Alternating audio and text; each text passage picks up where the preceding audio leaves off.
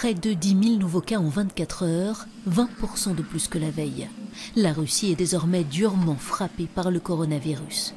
Il y a fait un peu plus de 1200 morts, mais les chiffres s'envolent et les hôpitaux sont submergés. Le maire de Moscou prévient, il va falloir dresser des hôpitaux de campagne dans les complexes sportifs et les centres commerciaux. En Italie, le nombre de morts est reparti à la hausse, mais c'est dû au recensement tardif de décès hors hôpital. Lundi, le pays franchira un nouveau cap dans la levée parcimonieuse des restrictions. Les Italiens pourront notamment rendre visite à des proches, mais le chef de la cellule spéciale met en garde à sa manière.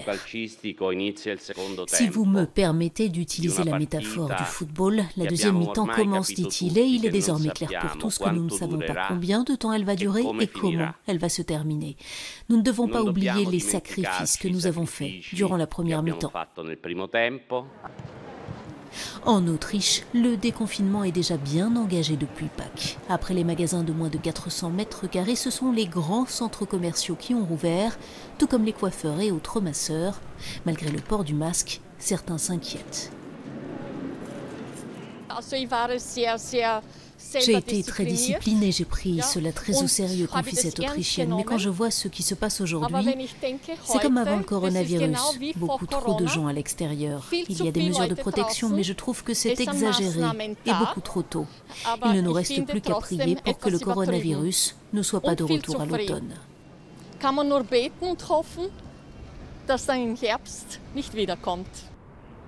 En soirée, la tour Ostankino de Moscou a fait scintiller un cœur battant en hommage aux soignants, tout comme la tour Montparnasse à Paris et bien d'autres.